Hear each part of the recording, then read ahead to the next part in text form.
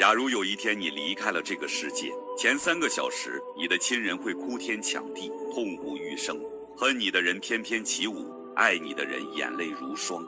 1天后，朋友们陆续知道了消息，感到震惊、唏嘘。人缘好一点的，有几个人会为你流泪难过。3天后，丧事办完，亲人们也疲惫不堪，但提起你还是悲伤叹息，至亲面容憔悴，恍若隔世。1周后，你的死成了亲戚朋友的谈资，有人感慨天妒英才，有人感叹人生苦短，有人在聚会举杯时想起了你的好，当然个别人也会幸灾乐祸。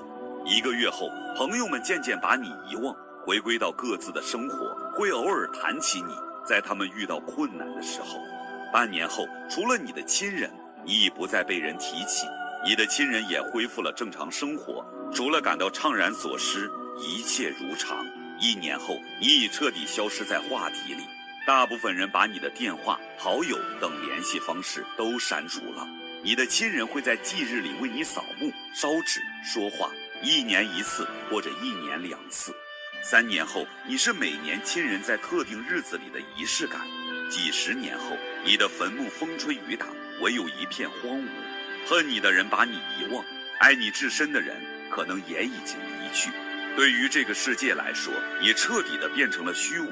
你奋斗了一生，带不走一草一木；你一生执着，带不走一分虚荣爱慕。其实，无论贵贱贫富，总有一天，我们每个人都要走到最后一步。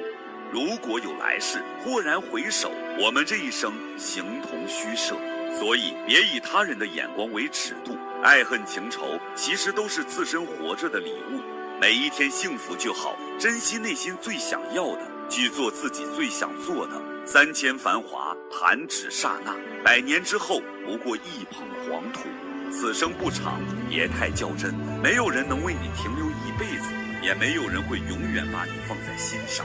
好好珍惜爱你如命的家人，好好珍惜情深意重的朋友，好好珍惜当下所拥有的一切，不要等到离开了才后悔莫及。因为到那时，你想痛哭却发不出一丝声音，你想忏悔却已迟暮。